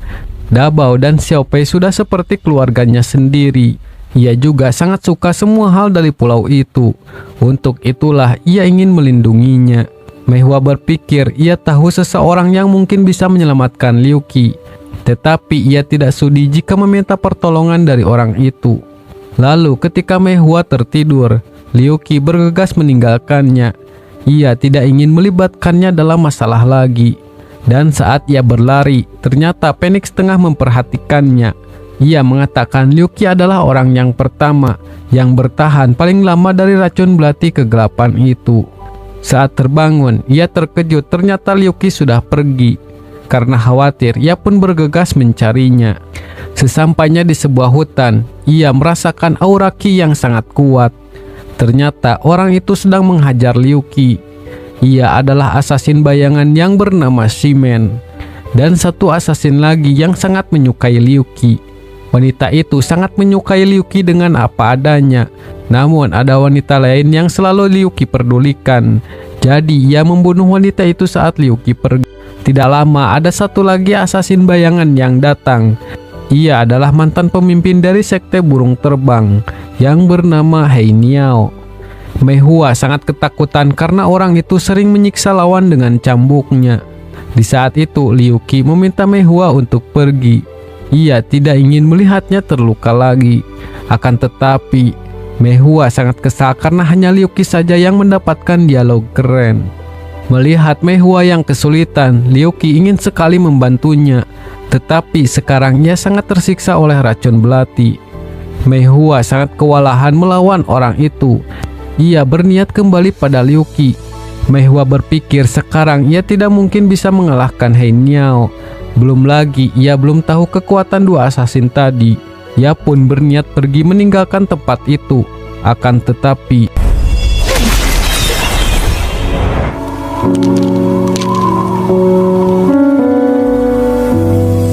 kungfu Hainiao sangatlah kuat dan mudah dipelajari. Kungfunya bisa kuat di tingkat dasar, tapi saat kekuatannya meningkat, maka kekuatan itu akan menyakiti tubuhnya sendiri, sehingga ia akan menjadi cangkang kosong. Di saat itu, Mei Hua mengingat kembali kejadian masa lalu. Ayahnya menanyakan mengapa Mei Hua ingin belajar menggunakan pedang. Ia beralasan demi melindungi ibu dan saudaranya.